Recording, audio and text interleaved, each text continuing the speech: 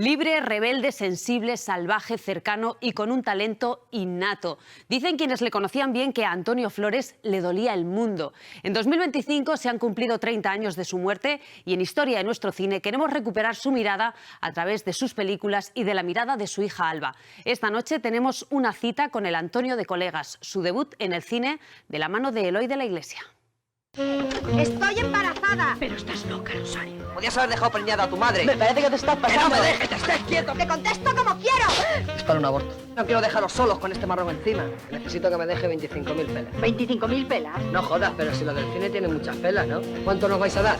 Venga, joder, no te comas más el coco, chaval, que nos va a salir de abute. Me levanté esta mañana con muchas ganas de salir de aquí. Para presentar hoy Colegas y recordar a Antonio Flores, estamos con Alba Flores. Bueno, en realidad, Alba González Villa, ¿cómo estás? En realidad, sí. Alba, me hace mucha ilusión que estés aquí, porque además no es la primera vez que te invitaba al programa. Hace tiempo quería que vinieses para hablar de tu familia, de su presencia en el cine.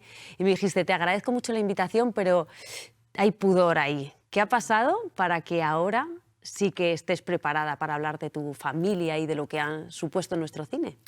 Creo que una película ha pasado entre medias, ¿no? Como, bueno, como que ahora también estoy yo en otro lugar en la vida en el que me he sentido ya bastante cimentada, ¿no? En mi identidad y en ser una persona independiente, y ahora pues me es más agradable y más bonito, ¿no? Volver a la familia, volver a las raíces y poder hacer un repaso de eso. Esa película es Flores para Antonio y tú dices en esa película que tú no te pudiste despedir de tu padre. No, claro que no. Cuando mi padre falleció decidieron mantenerme lejos de lo que estaba pasando, porque imagínate, o sea, a nivel personal, pues mi casa era una locura, porque 15 días antes había muerto mi abuela y estaban en pleno duelo y de repente les pasa esto, ¿no? Y entonces decidieron que lo más sano para mí era estar al margen. ¿Cómo ha sido reencontrarte con esa Alba de los 8 años y bueno, contar esta historia desde tu mirada y también entender más a tu padre quizá, ¿no? En principio, la idea de la película era hacer una película homenaje sobre la vida de mi padre, y yo no iba a aparecer, pero tanto Elena como Isaki, los directores, les parecía que lo interesante era redescubrirle a través de mis ojos y hacer un buen viaje, ¿no? De yo conocerle mejor, más en profundidad, rellenar lagunas que tenía. Yo no sabía en el viaje que me embarcaba, pero creo que era algo que yo estaba necesitando vitalmente como persona también, claro. ¿Tú no vas a hacer un concierto? Pues yo voy a hacer un documental. Va a empezar aquí. Está tapada la cámara. Ah, coño. En el documental os juntáis la familia para ver la película que vamos a ver esta noche, para revisar Colegas. Fue muy interesante, ¿no? Jamás hemos visto juntos ninguna película donde haya salido nadie de la familia, o sea, es raro. Y una era la vivencia de mis tías, ¿no? Y que son de una generación, y otra la de la generación de los primos, ¿no? Que lo vemos ya desde otro lugar, muy sorprendidos de redescubrir esta peli, de la juventud de mi padre y de mi tía, y cómo estaban de comprometidos como actores, ¿no? Mira, anda y haced lo que os salga. ¡Antonio! ¿Qué? Antonio Flores, Rosario Flores y José Luis Manzano son los protagonistas de Colegas, la película que vamos a ver a continuación, uno de los grandes títulos del cine kinky, de Eloy de la Iglesia. Qué interesante, porque nos muestra a una generación y un momento de este país y de pues, cómo las drogas impactaron, temáticas como el aborto, o sea, trata temas de calado y de la manera que lo hacía Eloy. Sí, y en un año que eso era muy nuevo, en realidad. Ostras, una película que ya se estaba hablando del aborto, y a mí me parece interesante el retrato y el documento que es, y también a mí personalmente hay algo de la plástica del cine kinky que me habla mucho de algo que queremos ahora, que tiene que ver como con la autenticidad, ¿no? Como de esa frescura, esa naturalidad, que creo que tiene menos artificio y aún así es cine, ¿no? Porque mira estos planos, ¿no? O sea, tú ves videoclips de algunos artistas de hoy y claramente tienen como referentes el cine de Eloy de la Iglesia. Es una película dura, pero también es una película tierna, que nos habla de lo importante que es que haya alguien que nos tienda la mano, ¿no? O sea, de la familia que creamos, no solo de la de sangre. Ah, bueno, eso es muy importante. Mira, es que preguntándole el otro día a mi tía Rosario cómo es que acabaron haciendo esta peli, me dijo, porque éramos amigos. Porque ¿no? Enrique San Francisco era ya amigo de mi padre, empezó una relación con mi tía, a su vez era amigo de Eloy. Entonces es como que estaban entre amigos haciendo una película y la película se llama Colegas por algo. Ya pasamos a ver la película, pero es que me estoy acordando de una cosa que dijo tu abuela cuando vio la película, en el estreno de la película, cuando la entrevistan. ¿Lo has visto eso? No lo he visto. Pues vamos a escuchar a tu abuela. Y verás tú. Bueno, pues estoy muy orgullosa de la actuación y me ha impresionado, verdaderamente me han impresionado. Ay, bonita. Me han impresionado porque no creía que eran tan buenos actores. Lo que pasa que hay algunas cosas que, por antigua que soy, no me gustan los desnudos y eso sufro un poco, ¿no? Antigua, tu abuela antigua, Fíjate, decía. fíjate. Si era más moderna. Era la más moderna del mundo. Lo que pasa es, claro, no es lo mismo ser moderna para ella misma que moderna para sus hijos. Vamos a recuperar la película y después seguimos hablando y estará con nosotros uno de los directores del documental, Isaki Lacuesta, al que admiramos mucho aquí en el programa, y hablamos de todo, ¿te parece? Perfecto. Gracias por estar aquí. A Alba. ti, gracias.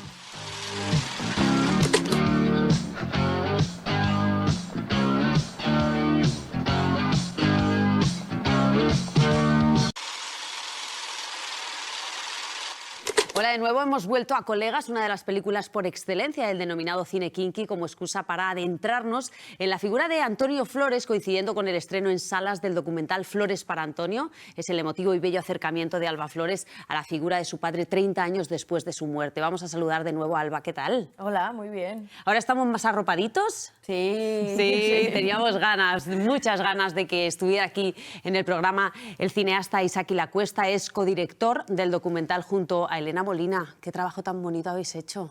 Muchas gracias. Y qué emocionante, ahora nos hablarás de él. Gracias por venir.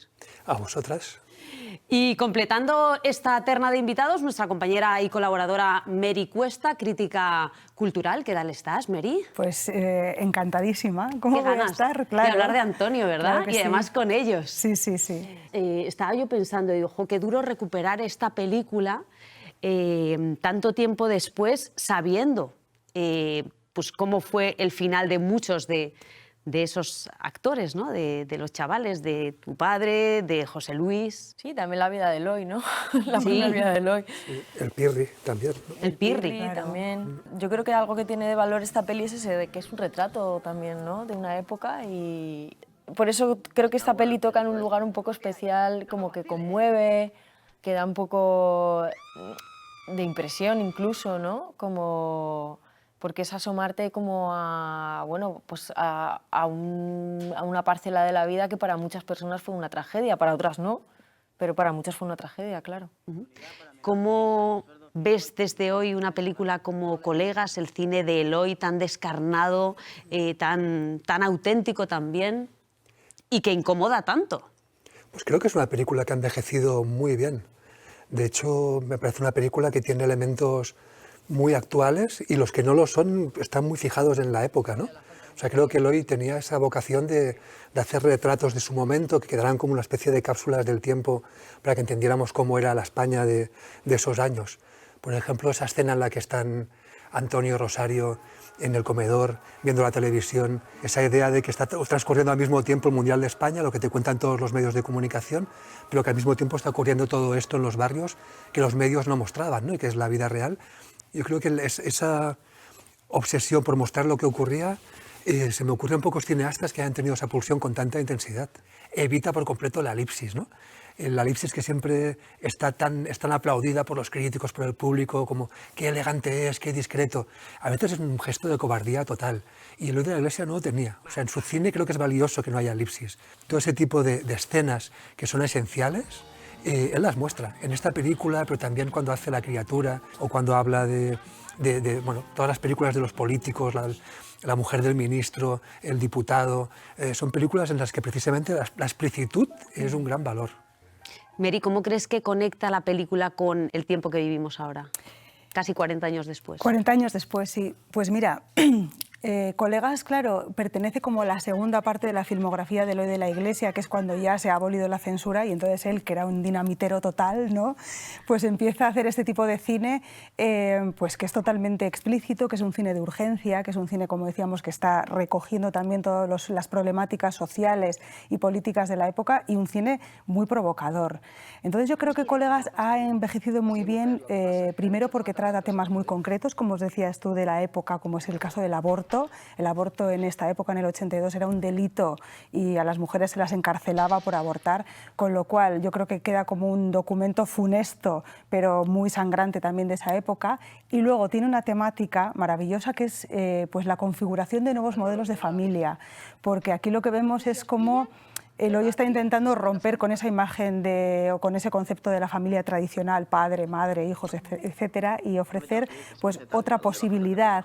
La familia escogida, que le llamamos ahora, ¿no? Esta tríada, en este caso, de Antonio, de Rosario y de José Luis, que hacen su propio espacio de convivencia, ¿no? Y su propio espacio de bienestar. Y en ese sentido es súper actual, porque nosotras ahora estamos precisamente también pues pensando, ¿no? Y trabajando por nuevos modelos de familia y de afectividad. Estaba pensando ahora cuando hablabas el momento ese, la escena cuando ya se fugan todo y se van como a un hostal, ¿no? Y se tiran los tres en la cama. Que es una secuencia tan tierna, tan bonita, ¿no? Esa tríada que en realidad es como una unidad familiar o de comunidad, vamos a salir de esta los tres juntos, ¿no? Sí. Cada vez que están los tres compartiendo plano, ¿no? El abrazo después de ella decidir que no va a abortar, cómo se abrazan, lloran, se besan, son uno los tres. Sí. Este momento, mira. Sí. Ese momento qué bonito. es precioso, es muy, muy bonito. Sí, está muy bien trabajada, ¿no? En qué momentos los personajes los filman plano contra plano, cuando están juntos. Sí. Tiene algo de planificación muy clásica también la película, muy trabajada. Hay una verdad en ellos tres, ¿no? Una manera de hablar, que eso también lo tenía el cine de Eloy de la Iglesia y el cine kinky, ¿no? O sea, era la manera de hablar de la calle. Pero ahora, viendo las entrevistas de la época que hacían a Antonio, que hacían a Rosario, como que esa idea del actor natural estaba tan exagerada que de algún modo opacaba el trabajo que hacen como actores. Yo creo que hacen un trabajo increíble y por más que se llamen Antonio o Rosario, no están interpretando su vida. No. Y hay una entrevista, por ejemplo, con Íñigo, que les viene a decir, claro, habéis empezado en el cine, pero hacéis de vosotros.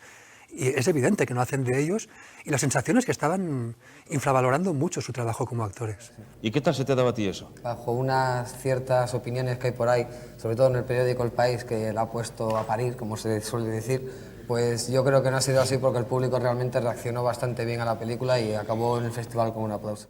Sí. Y es una pena, porque Rosario y Antonio y Manzano están increíbles, ¿no? Hacen cosas muy difíciles. Eso tiene mucho que ver con el propio mito del protagonista del cine kinky, ¿no? Que es un chaval que sale del barrio, etcétera, que está más relacionado en realidad, yo creo que con perros callejeros. Antonio, claro, Antonio no encajaba dentro de... Porque Antonio todo lo contrario, como dice en Flores para Antonio, yo soy una celebrity, ¿no? Desde que salgo de la vagina de mi madre, como dice él. Pero sin embargo, aunque no es el actor prototípico que podríamos esperar del cine kinky, esos actores naturales, yo creo que lo que ofrece Antonio sobre todo es autenticidad, ¿no? Y ofrece la mejor versión de lo que es ser joven, que es alguien con ilusión, con talento, con ganas de tirar para adelante, alguien puro, incluso vulnerable, ¿no? Me he portado como un gil. ¿Por qué? Porque nos hemos mosqueado y ha sido todo por mi culpa. Es como lo mejor, la esencia positiva de lo que ser joven es. Sí, de algún modo es como que esa fuerza icónica de Lola Flores, Eloy de la Iglesia sabe que sus hijos la tienen, pero subvertiéndola, ¿no? Filmándolos casi como iconos de la transición, con todo lo que representa de lucha contra lo establecido, de lucha contra el franquismo, contra los Borbones. Joder, ni que fuéramos nosotros los marqueses de Villaverde. Lo que está haciendo es un retrato de un país, ¿no? Todo el rato, y creo que aprovecha la fuerza icónica de todo lo que los espectadores de la época y los de ahora sabemos de la vida privada de la familia Flores, ¿no? Pero Eloy de la Iglesia está jugando con esa fuerza, ¿no?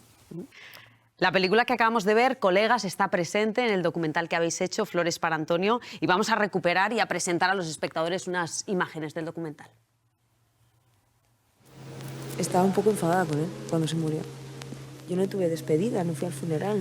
Y creo que también esto forma parte de ese proceso, de intentar comprenderle a él, comprender su manera de vivir y su manera de morir. Y lo que no sabes es que todos y todas nosotras y nosotros necesitábamos tu permiso para hablar de Antonio. Eras tú la que tenía la llave y hasta que tú no abrieras la puerta, eso va a estar ahí cerrado a cal y canto.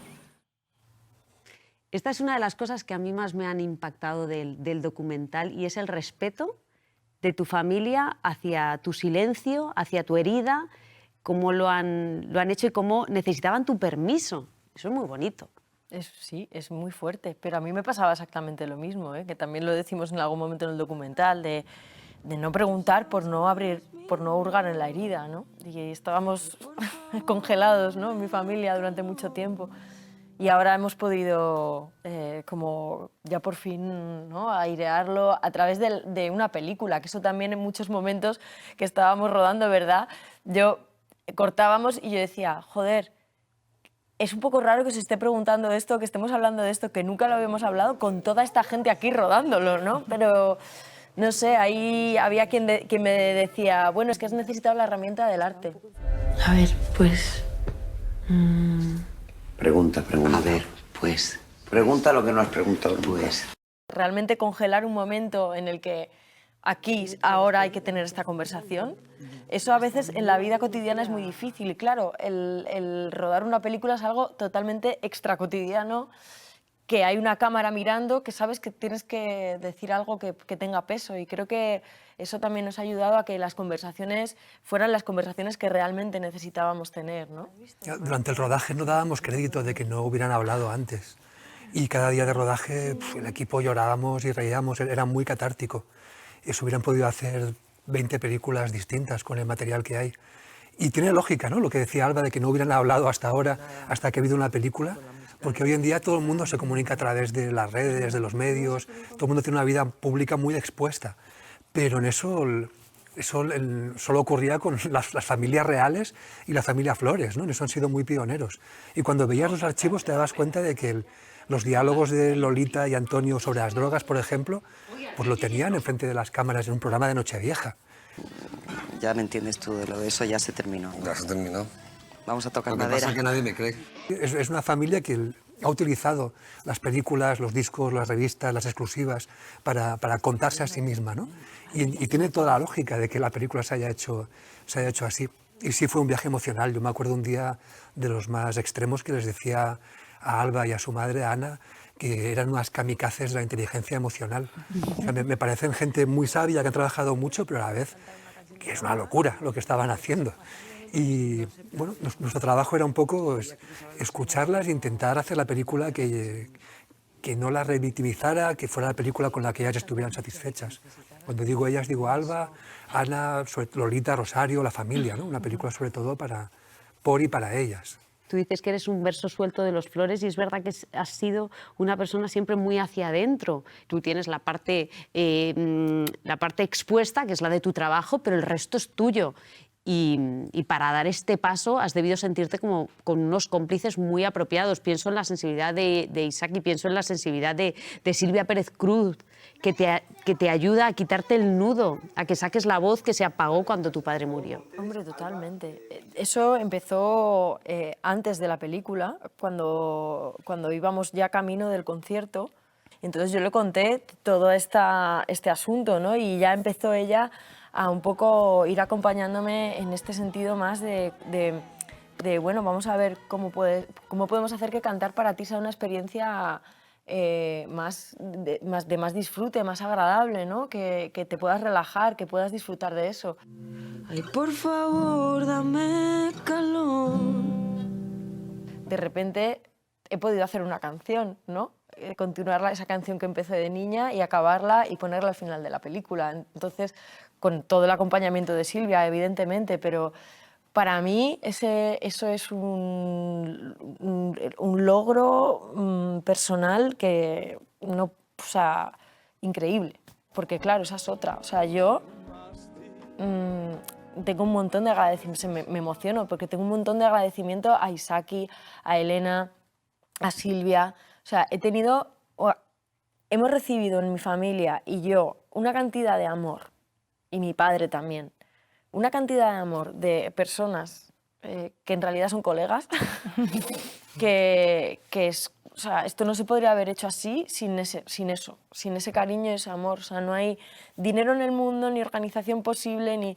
No, ha sido genuino porque realmente ha habido algo de un cariño y un genuino por querer hacerlo así, por querer contar esta historia. Entonces, y para mí es, no sé, muy sanador, ¿no? Toda esta energía de grupo me está sanando muchísimo y es que solo puedo dar las gracias y sentirme agradecida. ¿Por qué tiene todo el sentido que Isaki esté detrás de esta película? ¿Por qué tiene todo el sentido? Conociendo también la trayectoria del cine de Isaki. Y Elena Molina. Y Elena Molina, obviamente. Sí, sí. Porque en realidad es músico. O sea, yo cuando conocí a Isaki, antes de todo esto, me pareció que era alguien que podría haber sido colega de mi padre. ¿Sabes? Esta es la sensación que tuve. Es como, joder, este tío podría, o sea, Qué bonito. Sí, podría haber sido colega de mi padre. Y eso desde el primer minuto que le conocí me acercó mucho a él.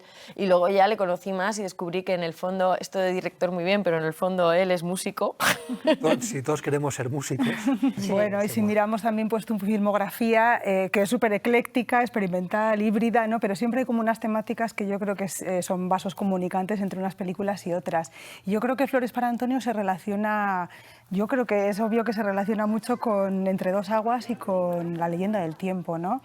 También porque en el fondo es una película que como estas dos escarba sobre el mito, ¿no? Sobre lo que hay detrás de los mitos y cómo esos mitos, esa exploración tú pues la objetivas después en un caso personal, ¿no? En una persona, en la vida de alguien que en el caso del documental es la de Alba. Así que todos estos conceptos, ¿no? De legado, de ausencia, de mito y luego también de sanación final que están en esas dos películas, yo creo que también acaban culminando en Flores para Antonio. O sea, es una película muy Isaki, en realidad, ¿no? Hubo un momento muy loco para mí en el rodaje, pero llevábamos mucho tiempo trabajando en la película, pero el día que Alba se encuentra con Marianne, que había sido amiga de su padre, amiga suya desde niña, y le enseño unas imágenes en las que Alba cantaba de niña con su padre. Mi vida, tú cántame. Llévatelo a donde más cómoda estés de voz, ¿vale? Y luego le pregunta, ¿por qué dejaste de cantar a raíz de la muerte de tu padre? Me di cuenta, es que estamos haciendo una película que es como La leyenda del tiempo, en la que el protagonista deja de cantar por el duelo por su padre, ¿no? Y no había pensado que eso era tan literalmente parecido. O pensando en la filmografía de Elena Molina. Ella hace Remember My Name, que es un documental de chicas en riesgo de exclusión que consiguen verbalizarse y explicarse y ser ellas mismas gracias a la música también.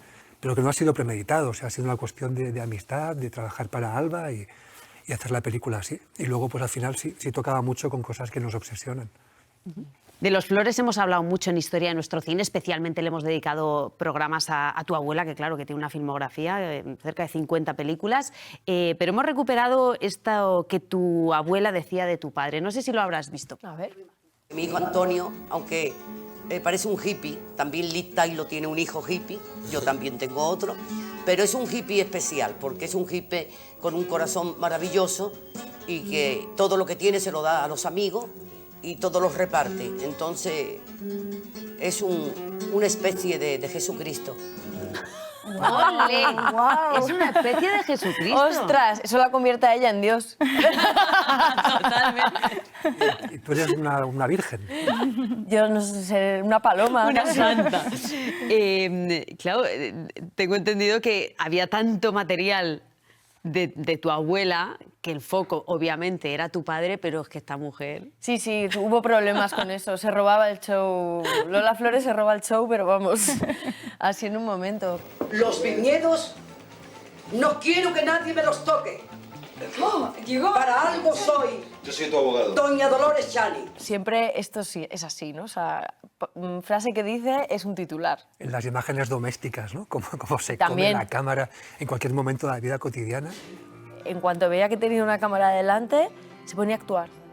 Pero a meterse en un personaje y empezaba a decir un texto, a decir como yo la maté, porque, ¿sabes? No, siempre no paraba ella de querer estar como haciendo algo creativo, algo artístico, ¿no? De expresarse, de tener el foco. Súper consciente, incluso con la cámara esta de la High 8 que estaban usando, de por dónde le quedaba bien, por dónde no le quedaba bien. Es que muy tremenda. Muy tremendo. Y si volvemos al cine, claro, es que tu familia forma parte de la historia de nuestro cine. Claro, mi tía Rosario, por ejemplo, estuvo desde los 18 hasta los 27, casi 10 años, que solo hacía cine, ¿no? O sea, a partir de hacer Colegas, empezó a hacer un montón de películas, ¿no? Y como que tuvo una carrera trabajando con muy buenos directores y con muy buenos actores, ¿no? Luego, antes de eso, evidentemente, mi abuela, que hizo 50 películas, ¿no? Entre México, España, un montón, en las que también estaba mi abuelo. Y mi tía Lolita, pues qué voy a decir también, ¿no? Como que siempre ha estado muy ligado y luego mi tío Pedro Lazaga, ¿no? Como que está totalmente como es indivisible casi, ¿no? Como, sí, claro, la cosa musical, pero siempre ha estado el cine, incluso para mi abuelo, como una influencia para la rumba catalana, ¿no? Era ir a ver las películas de Hollywood y era a ver esas películas donde se tocaba swing, se tocaba jazz, y con eso, ¿no? Él quería darle las pelis de Frank Sinatra y quería, ¿no? Le inspiraba y le ayudaba a crear su propio arte. Entonces, nos hemos dado cuenta hace poco que somos también una familia muy de la música, pero muy del cine. Qué grandes actrices, Rosario y Lolita, ¿no? O sea, yo cuando estábamos rodando me daban unas ganas de hacer una película con ellas. Y te decían que querían hacer Kill Bill. Era increíble. Te decían como, queremos hacer una película de acción, como de la mafia, de ser mafiosas y mandar matar a gente y tal. Es que sí, es un poco lo que decíamos, de que igual se ha infravalorado el talento, ¿no? El talento interpretativo de ellas. ¿Y Antonio? ¿Cuál fue la presencia de Antonio en nuestro cine? Porque hemos recuperado hoy Colegas, pero hay muchos más títulos. Pues sí, bueno, ya sabemos que Antonio, al fin y al cabo, su carrera principalmente está en el mundo de la música. Hemos visto hace un ratito que salía El taxi de los conflictos, que es la primera película en la que aparece Antonio con 8 años haciendo de Lolillo, ¿no? de hijo de tu madre. Después yo creo que su gran papel es en Colegas, cuando tiene ya 21 años. Y posteriormente yo destacaría, pues, por ejemplo, Calais, que es una película en la que está acompañando además a tu tía Rosario. Una película interesante porque plantea la primera vez, yo creo que será la primera vez en el cine español, una relación homosexual entre dos mujeres, una de las cuales es gitana. Es algo que no había, yo creo que no había habido películas antes en este sentido. Después, Sangre y arena, que es esa especie de adaptación erótico-taurina de la novela de Blasco Ibáñez, en la que hace de chiripa, que también hace de colega, al fin y al cabo, del protagonista. Y después, pues, una película que se llama Cautivos en la sombra, o Cautivos de la sombra, que es también de Javier Elorrieta, que es un poco post-cine kinky. Es una película que está basada en una novela que se llamaba La otra orilla de la droga, que también habla de 3 jóvenes delincuentes, en términos de thriller, ¿no? Y es una de esas películas. Yo destacaría estas 3 intervenciones. A nosotros nos fue muy bien en la película, en la de Flores para Antonio, la del balcón abierto. Justamente está saliendo la imagen. Sí, que sale ahí, sí, sí. Es una película curiosísima. Es curiosísima, pero tiene unos planos bastante bonitos y que realmente nos han ido muy bien. Son textos de García Lorca. De Lorca. Lo que hace Antonio es una especie de personaje del amargo de Lorca. Y va como haciendo premoniciones de la propia muerte de Lorca, y es muy difícil no leerlo en clave de premonición de su propia vida, ¿no? Porque dentro de 2 meses yacerás amortajado. ¿Qué es lo más complicado del documental, lo que más te ha costado? No sé, te has ido encontrando seguramente con mucho material que no habías visto, no lo sé. Creo que ha sido muy difícil renunciar a cosas en el montaje. Eso yo creo que ha sido muy difícil. Que es como que duele dejar atrás. Yo creo que eso ha sido. Y luego otra cosa como complicada, aunque a mí me tenía el culo apretado, pero luego ya se me fue desapretando porque vi que todo iba bien, es qué tal iba a sentar todo esto a mi familia, claro, al resto de mi familia, y que como que lo sintieran bien, ¿no? Que esta película supusiera algo bueno también para ellas, y que remover todo, bueno, el mismo miedo, ¿no? Del que hablo en la peli, ¿no? Que no fuese remover la herida y ya está, sino que esto sirviera para algo sanador o sano, ¿no? De alguna manera. Y también cuidar bien de su memoria. Y esto también era difícil, ¿no? qué contamos y qué no contamos, ¿no? Qué derecho tengo yo y qué derecho no tengo yo a contar según qué cosas de mi padre. Y ahí lo guay es que teníamos las entrevistas para hacer un poco de, ¿no? de baremo. Es como, no voy a hablar de nada que él no haya hablado antes. Y él hablaba de muchas cosas, entonces con eso me relajé bastante. Pero creo que esto ha sido lo más difícil. Eso, y que me daba mucho tiempo que se convirtiera en un ego trip, que eso era... Isaki era el guardián del ego trip. Mis asuntos son interesantes en tanto en cuanto entender una historia, ¿no? Y la historia de mi padre y la historia de mi familia, pero me daba un poco de agobio a veces, como, hostia, no se está centrando esto mucho en mí, pero bueno... Pero tu actitud es de escucha, básicamente. Sí, mucho. Aquí. Mucho, O sea, sí, es por la eso. necesidad de encontrar al padre y reencontrarte a través de todas esas voces. Sí. Para recuperar la tuya también. Total. Por eso ahora estoy tranquila, pero durante el proceso sí que hubo momentos como de decir, ay, ay, ay. ¿Cómo no sigues cantando? Por favor. Pues no lo sé.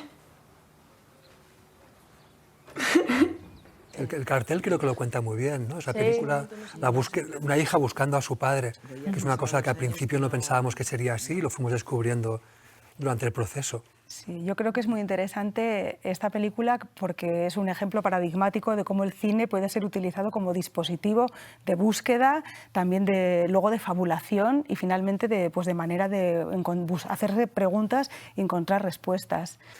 Tenemos que ir terminando ya se nos acaba el tiempo. ¿Próximos proyectos que tienes, Isaki? ¿Rabalear? Rabalear es una serie de Paul Rodríguez en la que le he ayudado a codirigir algunos capítulos. Este ha sido mi año de trabajar para Alba, de trabajar para Paul, y estoy trabajando en un documental que se llama Jaleos, que es una especie de 1001 noches alrededor del flamenco, con historias que van pasando por Japón, el mundo nazi, Andalucía, por archivos de la historia del cine español, con viñetas que vamos filmando ahora, y estamos rodándolo y montándolo estos meses. La pregunta del millón, proyectos, ¿hacia dónde cantará Alba Flores a partir de ahora, que ya se ha quitado el nudo? Pues donde me lleve el viento, un poco, ¿no? Creo que este es un proyecto muy especial, así que quiero vivir el recorrido de la peli con calma y tranquilidad y luego ir viendo, pues sí, llegarán cines, series, canciones, pues ojalá lleguen canciones. Yo me siento más libre para cantar para mí y eso ya es, no le pido más a la vida. Luego si pasan otras cosas, pues bienvenidas sean, pero lo importante es que yo lo pudiese hacer para mí. Sí, claro. Hay algo que, excepto raras excepciones como Isaki La Cuesta, la representación del pueblo gitano en el cine, es verdad que no nos gusta, como me incluyo, no nos gusta cómo se ha hecho, y yo creo que ahí tú tienes una vía para explorar. Sí, sí, lo que pasa es que eso requiere mucho tiempo. Mucho tiempo. Creo que tengo todavía mucho que aprender, pero bueno, me voy pegando a gente que parece que sabe, entonces, claro. Muchísimas gracias por haber estado aquí, gracias por este rato, gracias por ese maravilloso documental y nos seguimos encontrando, ¿vale? Gracias a vosotras. Muchísimas gracias. Nosotros nos despedimos hasta la semana que viene. Mientras tanto, id a las salas, por favor, a descubrir el mejor cine de hoy y, si puede ser, cine español. Me levanté esta mañana con mucha